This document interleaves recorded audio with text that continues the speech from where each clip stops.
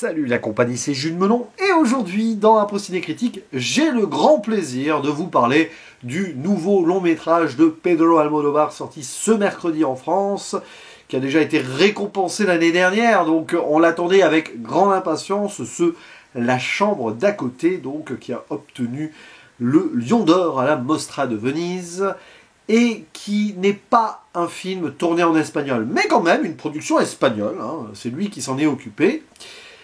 Au casting, il retrouve Tilda Swinton, qu'il a fait jouer dans son court moyen-métrage La Voz Dormida. Et pour la première fois, nous avons donc dans un de ces brûlots de cinéma, Julianne Moore, magnifique duo sur le papier. Niveau masculin, apparaissent un petit peu, bon déjà un peu plus en tout cas, John Turturro et alors très rapidement Alessandro Nivola. Et on a quelques acteurs espagnols aussi qui gravitent notamment le temps d'un flashback parce que Pedro Almodóvar, même s'il quitte son pays d'origine ici pour tourner, il va quand même référencer son pays, mais aussi son cinéma d'avant qu'il a fait en Espagne. Et nous sommes ici en présence d'un véritable drame qui va réunir quelques années après, une perte de vue, mais bon, elles sont restées plus ou moins amies, il n'y a pas eu de froid entre elles, deux femmes. D'un côté, Ingrid, qui est une autrice, qui d'ailleurs écrit beaucoup sur la mort, car elle en a peur, elle essaye d'exorciser un petit peu cette phobie. Et Martha, qui est une ancienne reportrice de guerre, qui est atteinte d'un cancer, donc qui est destinée à mourir, car c'est en phase terminale et c'est compliqué. C'est une battante, Martha, toute sa vie, elle a affronté sur le terrain diverses guerres. Et là, c'est son ultime combat. Pas qu'elle ait peur de la mort, mais elle veut partir en beauté. Et elle va demander à Ingrid de l'accompagner jusqu'au bout, car Martha a décidé d'en finir par ses propres moyens, même si c'est illégal. Ça, c'est le nœud de l'intrigue. Donc on sait qu'à un moment, Martha va mourir, jouée par Tilda Swinton. Et Ingrid, donc, Julianne Moore, va avoir ce dilemme, parce qu'elle va devoir affronter sa peur pour accompagner Martha dans cette ultime bataille. C'est tout en allégorie, là. Et comme souvent avec Almodóvar, il y a quelques flashbacks, et il y a des références à tous les arts possibles. Peut-être même là encore plus que jamais, je ne sais pas. Et c'est un film qui regarde vers la fin. Ce n'est pas pour autant un film pessimiste, même si, je vous l'avoue, les larmes sont tombées. Et c'est le premier crève-cœur magistral de cette année 2025. Car oui, j'ai beaucoup aimé Bird ou Wallace et Gromit, mais là, il y a une dimension émotionnelle, quoique dans Bird, elle y était aussi, mais j'ai lâché quelque chose à la fin, et c'est très difficile pour moi de faire une vidéo quasi à chaud 30 minutes après ma sortie en salle. En plus, le ciel pleure aussi, car il pleut beaucoup. C'est difficile de dire si c'est l'un des meilleurs Almodóvar, parce que il faut le laisser mûrir un petit peu, mais la première chose qui m'a frappé, c'est que avec ce métrage-là, tu te rends compte encore plus du style Almodóvar. Pourquoi? Parce que d'habitude, c'est avec des actrices espagnoles. Bon, la plupart du temps, il y a eu son cours aussi avec deux acteurs américains, là, qui est sorti vite fait, mais c'est une petite parenthèse, Tilda Swinton, ok, bon. Là, c'est vraiment son premier long avec des acteurs anglophones et actrices anglophones. Surtout actrices, du coup. Et c'est là où tu te dis, c'est du Almodóvar quand même. C'est-à-dire que vous ne verrez jamais Tilda Swinton et Julianne Moore jouer pareil ailleurs. Il y a cet aspect théâtral, on s'en rend pas forcément compte de façon consciente, mais c'est le cas ici, parce que tu as eu l'habitude de voir Tilda Swinton et Julianne Moore jouer dans des films autres, quoi. Et là, tu vois qu'il y a la direction d'actrice à l'Almodóvar. Quand tu vois ces films avec ces mujeres habituelles, bon, bah, c'est Almodóvar, quoi, bon, voilà. Mais en fait, la patte, elle est là. Et c'est passionnant et c'est fascinant. Alors, justement, ça peut conférer par moments un aspect surjeu, surtout pour Tilda Swinton, sur une scène où elle apprend que vraiment, malgré une thérapie ultime, ça marche pas. Mais c'est là où tu te dis, c'est Almodóvar derrière, et c'est super bien joué. Et Tilda Swinton, moi je l'avais jamais vu éclater comme ça. Et c'est aussi dans les thématiques du pur Almodóvar, mais c'est un Almodóvar de, on va dire, de fin de carrière, loin d'être de fin de vie, parce qu'il n'a pas décidé de raccrocher avec cela. Hein. Ce qui est d'autant plus déchirant, et j'ai envie de faire une petite parenthèse là-dessus, c'est que ce film sort donc peu après le décès d'une de ses actrices préférées, Marisa Paredes, donc on lui rend hommage ici. Rien à voir évidemment, mais ça parle de la mort et ça fait écho à la réalité. Et ce qui est passionnant ici, c'est que Almodovar décide de faire donc de la relation entre ces deux femmes le nœud principal, mais ici on n'est pas dans l'idée de mère et fille ou amante et tout. C'est un film sur l'amitié. Et il n'y a rien de plus pur, ici je trouve, comme lien, dépeint ainsi dans ce film. Parce que c'est deux femmes qui, voilà, s'étaient séparées et tout, qui se retrouvent, et Ingrid, elle a accepté quelque chose de fou quand même, comme ça, sur un geste qui est difficile pour elle, mais qui va aussi l'aider à aller de l'avant. Parce que le film s'ouvre sur elle, elle fait des dédicaces, et on voit qu'elle écrit sur la mort, et elle le dit, il y a cette idée qu'elle refuse la mort en fait. Hein. Voilà. Pour elle, les êtres vivants ne devraient pas mourir. Pourquoi pas, mais c'est bizarre. Cette idée postmoderne, peut-être qu'un jour on deviendrait immortel avec les progrès de la science et tout, mais bon, c'est pas dit, mais bon. Et ben là, elle va devoir accepter qu'une de ses amies va mourir, alors qu'elle est à côté, la chambre d'à côté et tout. Parce que l'idée, c'est qu'elle se retire près de Woodstock, en plus. Alors, il y a tout un écho sur l'histoire américaine, je vais y revenir, mais sur l'histoire aussi du monde et des guerres. C'est très passionnant, ça, parce que c'est son premier film vraiment long métrage aux États-Unis, et il convoque un petit peu ce pays-là dans son écriture. Donc, quelque part à la campagne près de Woodstock, loin de la ville de New York, hein, qui est effervescente. Au début, on pourrait imaginer qu'on rentre dans un film à Woody Allen, mais pas du tout. Et donc là-bas, Ingrid va rester, vivre des vacances, jusqu'au moment où Martha décide de prendre la pilule. La pilule qu'elle a obtenue sur le dark web. Il y a aussi cette idée du monde qui évolue. Et ça, c'est très intéressant. Regardez les films d'Almodovar, vous voyez, il y a un truc qui évolue, ce sont les téléphones. Les téléphones chez Almodovar, c'est passionnant, parce que là, on a déjà vu des Almodovar et des téléphones portables, bien sûr, mais là, c'est la première fois, je crois, qu'on les a avec des AirPods.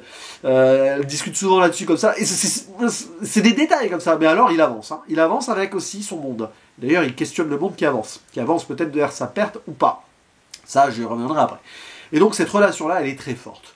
Elle est tout en mélodrame, mais contenue. Il y a des moments où on pourrait basculer dans le pathos, mais pas du tout. Si vous connaissez le style Almodovar, vous allez l'embrasser. Si vous découvrez Almodovar avec ce film, vous allez peut-être penser, donc, ce que je disais, à ce surjeu théâtral.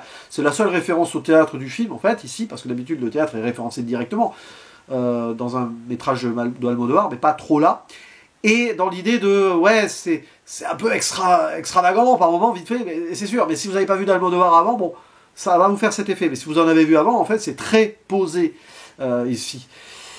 Et bon, je vais en parler direct. La référence aux arts, je ferai un spoiler après pour un moment, un geste absolu. Mais la référence aux arts, elle est palpable ici. Alors, de toute façon, d'emblée, la littérature, par le métier du personnage de Julianne Moore, la photographie, même si on n'a pas vraiment les images de clichés, tout ça, on n'est pas dans Civil War ou à son image, des films de photographes sortis l'année dernière, par exemple. De films très différents, et qui se rejoignent, l'un est réussi, l'autre est raté, je vous laisserai deviner lequel, et de toute façon mon top 2024 arrive ce week-end, vous verrez lequel je mentionne ou pas. Il n'y a pas trop de suspense hein, pour celles et ceux qui me connaissent, mais bon. Bref, il y a donc ça, la photographie sur le terrain, mais il y a évidemment le cinéma, comme d'habitude. On voit un Buster Keaton par moment, enfin un moment, hein, voilà. Et puis elles vont au cinéma, il y a l'affiche de Voyage en Italie qui était déjà référencée, je crois que c'est dans Les Étreintes, un autre film d'Almodovar. Parce que oui, Almodovar, parenthèse dans la parenthèse, référence son cinéma ici, Madres Paralelas, il y avait des bébés échangés, là il y a une blague à un moment, comme quoi Martha, sa fille, elle se demande si elle n'a pas été échangée à la naissance. Voilà, il y a plein de petits trucs comme ça, le cancer arrive comme c'était le cas dans Volver. Il y a toujours, là, il s'en amuse, hein, Pedro Almodovar, il fait une sorte de bilan aussi, comme il le faisait avec Douleur et Gloire, hein, d'une certaine manière, on prolonge. Hein. Et donc, la littérature, oui, la poésie littéraire, si vous voulez, parce que James Joyce, à travers ses nouvelles, c'est un peu ça, avec clairement, là, à un moment, la fin de la dernière nouvelle des Dubliners, ou Jean de Dublin en version originale, en française, pardon, de Dead, les morts, qui est citée à la fin 2 fois. Notamment à la fin. Alors c'est amusant parce que c'est la mort à la fin dans le recueil de nouvelles de James Joyce. Ici, c'est la mort à la fin, ou pas. Toute la subtilité peut être là. Donc oui, James Joyce, c'est un petit traumatisme pour moi de la fac. J'ai envie de relire du James Joyce grâce à Almodovar. Et ça, c'est quelque chose de fort. Et bien sûr, la peinture. La peinture à travers Edward Hopper et les gens du soleil, hein, je crois que c'est comme ça, les gens au soleil en français, son tableau où on les voit sur un transat et tout, puisque le transat est rejoué là. Et ça va d'ailleurs jouer quelque chose en 2 temps, cette référence. Et Almodovar donc se fait référence aussi, j'y pense, mais bon, les personnages espagnols, là, par exemple les amants frères Carmes qui sont dans l'humanitaire, c'est un petit clin d'œil gratuit et il s'en amuse Pedro. D'ailleurs, il aurait refusé de raconter l'histoire, mais il la raconte quand même à travers ce que son personnage, le personnage de Tilda Swinton dit, où il y a de la référence métafiction indirecte. Ici, moi je trouve ça très beau comme geste, parce que Almodovar, il arrive à un point de sa carrière où il lâche tout. Et avec ce film, il fait face à la mort, et il n'en fait pas un film mortifère ultime. C'est-à-dire qu'à un moment, bon, c'est très dur, forcément, en fin de vie, le personnage de Tilda Swinton décline, ce brouillard cérébral qui lui enlève les plaisirs de l'art, parce qu'elle n'arrive plus vraiment à lire, à se concentrer, même à écouter la musique. La seule musique qui va la toucher, c'est le chant des oiseaux. Et il y a une scène extraordinaire où elles font une nuit blanche devant le cinéma, elles sont réveillées au matin par les oiseaux qui chantent. Et d'ailleurs, dans cette nuit cinéma où elles regardent du Buster Keaton, elles finissent avec une adaptation cinématographique de The Dead, Les Morts, la dernière nouvelle des Dubliners, gens de Dublin, de James Joyce. Et la neige qui tombe, parce qu'il y a ça aussi, en 2 temps. C'est bizarre, là on sort du réel et j'aime beaucoup. Parce que la mort n'est pas un aboutissement. Spoiler. Évidemment que Martha meurt. Alors, l'idée du film, et c'est terrible, c'est qu'elle ne sait pas, Ingrid, quand Martha décidera de prendre la pilule. En fait, il y a un code. Si la porte est fermée, c'est qu'elle est morte. Donc la porte ouverte vers la vie, la porte fermée vers la mort, ok. C'est assez étonnant parce qu'il y a un pas de côté dans ce film. La chambre d'à côté, oui mais non, parce que finalement, elle va prendre la chambre d'en bas, ou d'en haut, non d'en bas, le personnage de Julianne Moore. Donc c'est même un faux titre. Et donc, à un moment, il y a un truc qui est terrible, c'est qu'il y a eu un coup de vent qui a claqué la porte, et donc Ingrid pense que Martha est morte. Violence et tout, avant d'appeler la police, elle va vomir, c'est affreux. Mais en fait, arrive derrière elle le personnage de Martha qui n'est pas morte. Elle lui dit, ah, je suis désolé, mais en même temps, voilà, prends ça comme une répétition. Et la façon dont elle apparaît là, c'est comme un fantôme. À travers la vitre, on la voit habillée de blanc. C'est... Sur le moment, tu te dis... Pendant 5 secondes, je me suis dit, en fait, elle est peut-être vraiment morte, elle fait un déni, et en fait, elle va la voir en tant que fantôme. Ça aurait pu être comme dans Volver, où on croit que la mère est un fantôme, mais pas vraiment.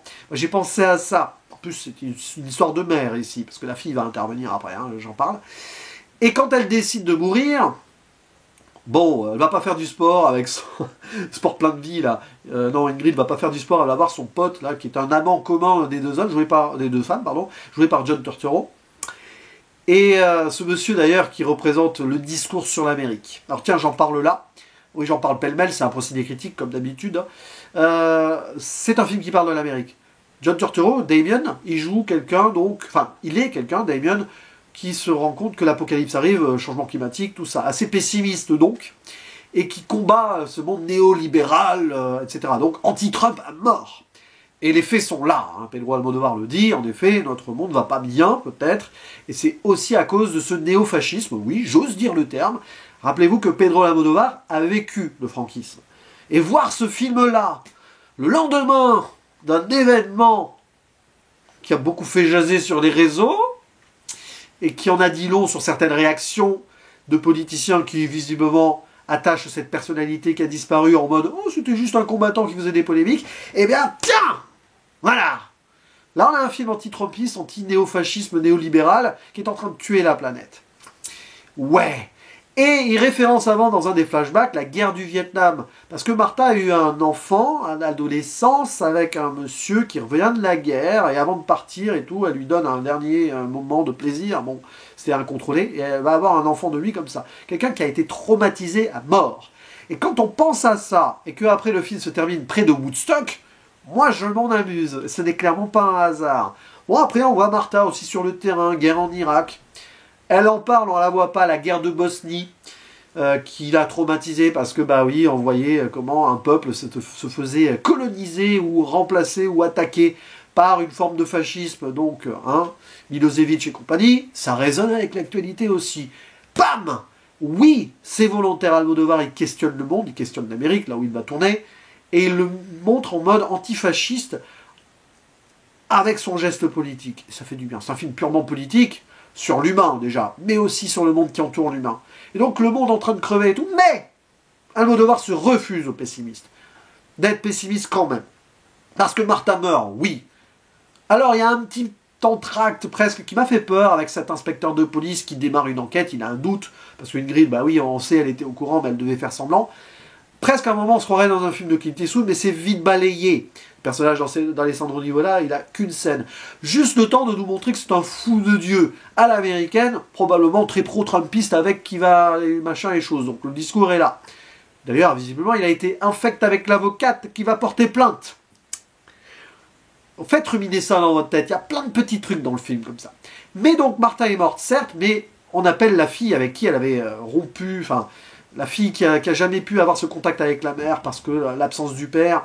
Et quelque part, bah tiens, c'est très Almodovar ça. La mère était très masculine dans sa façon d'aller sur le terrain. Il y avait peu de femmes, reporteristes de guerre et tout. Martha Stewart, non, ça me dit, tiens, c'est peut-être un rapport à ça, je sais pas. Bon, bref, je dis peut-être des bêtises, mais il y a des trucs qui me viennent comme ça. Bref, le côté masculin aussi de la femme qui est Tilda Swinton, du point de vue de la fille et tout. Et elle débarque, la fille, à la fin. Et alors là, il y a un truc qui m'a scotché. Pendant 10 secondes, je me dis, mais c'est quoi? C'est un fantôme avec une perruque? Parce que, figurez-vous, elle l'a eu adolescente, donc, que la fille de Martha, elle jouait partie de la Swinton elle-même, quasi plus jeune à peine. Et sur le moment, j'étais là en mode, oh la vache, le geste. Beaucoup vont trouver ça ridicule. Moi, j'ai trouvé ça grandiose. Parce qu'elle apparaît comme une forme de fantôme. Comme la fausse mort avant, elle revenait en forme de fantôme à travers la baie vitrée et tout. Mais en fait, la vie continue. C'est ça le message final. Et alors, déjà que la mort de Martha en elle-même est extraordinaire, où elle rejoue donc la scène du Transat Edward Hopper, donc les gens au soleil, en se fondant, elle, maquillée, elle met en scène sa mort, elle se maquille, peut-être tel un Buster Keaton, face à la mort, hop, comme ça, pour l'affronter. C'est pas la Piel Habito non plus, mais bon, on peut toujours faire ces références-là. Elle met en scène sa mort après avoir... le film, il a mis en scène sa mort avant, mais qui n'était pas sa mort, et là, le film met en scène sa mort, elle met en scène sa mort, et elle se fond, il y a un fondu, elle habillée en jaune, sur le verre du Transat derrière. Et derrière transition, le personnage de Julianne Moore, donc a survécu, son ami, va être habillé de vert. La vie continue. Elle représente encore quelque chose. Et la fille arrive, et là, Ingrid, qui était traumatisée avant, persécutée par ce flic, elle voit donc, je sais même plus Michel, hein, c'est ça le prénom de la fille, elle voit la mère dans sa fille, elle lui ressemble, forcément c'est la même actrice, avec une perruque, hein, de coup, là. C'est génial, c'est grandiose comme geste. Beaucoup vont trouver ça étrange, mais c'est extraordinaire. Vous savez, le cinéma d'Almodovar, c'est des personnages qui en deviennent d'autres, qui deviennent eux-mêmes, qui se transfigurent par rapport à leur identité qu'ils ne voulaient pas et qui assument la leur. Ben là, vous avez une image de transfiguration de la mort où la fille devient la mère, et la fille et la mère, c'est la même. Il y a cette idée-là qui est absolument folle et qui est géniale, parce que ça se voit qu'elle est à peine rajeunie, qu'elle a une perruque et tout. On se demande si on est dans du réel à la fin, jusqu'au bout. On est en avril, en mai, alors à Woodstock, je ne sais pas quelles sont les conditions climatiques, mais quand même, il se met à neiger. La neige qu'on voit à New York, la neige de flocons roses qu'on voit plutôt à New York, probablement à la fin de l'hiver, là, on l'a donc en avril ou en mai, hop, pour citer, et c'est là où on est dans du cinéma, c'est pas possible. Déjà, cette fille qui ressemble autant à sa mère, tout ça, c'est pas possible, mais c'est possible, parce que c'est du cinéma, Almodovar nous le dit. Et on cite donc la fin de The Dead, les morts de James Joyce, Snow is falling. La neige tombe sur les morts et les vivants, les morts et les vivants ensemble. La vie continue, de toute façon, elle a une fille qui va poursuivre, elle, la vie de sa mère. Et donc Ingrid, elle est là, elle va peut-être vaincre sa peur de la mort grâce à ça. Et le film se termine là-dessus. Magnifique. Je ferme la zone spoiler, c'est très pêle-mêle, c'est compliqué de faire une appro-ciné critique sur ce film. Mais je m'en fiche, j'ai balancé ça de façon désordonnée pour vous montrer mon émotion et ce petit coup de cœur.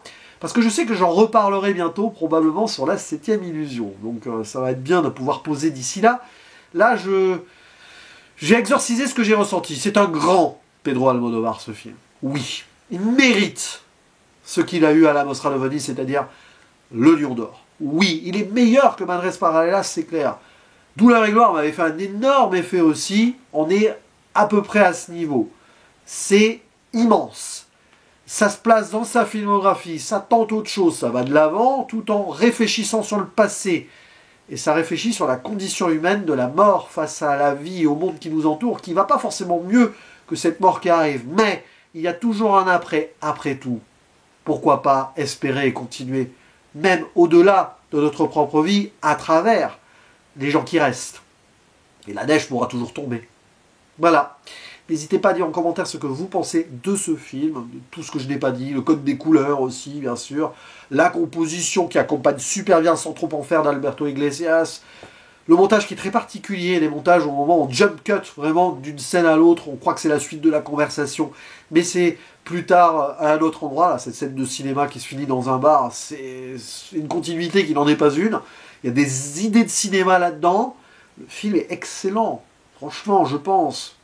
Et je pense qu'il va encore grandir en moi d'ici ces prochains mois et même ces prochains jours. À vous la parole donc, et je vous dis à la prochaine. Ciao!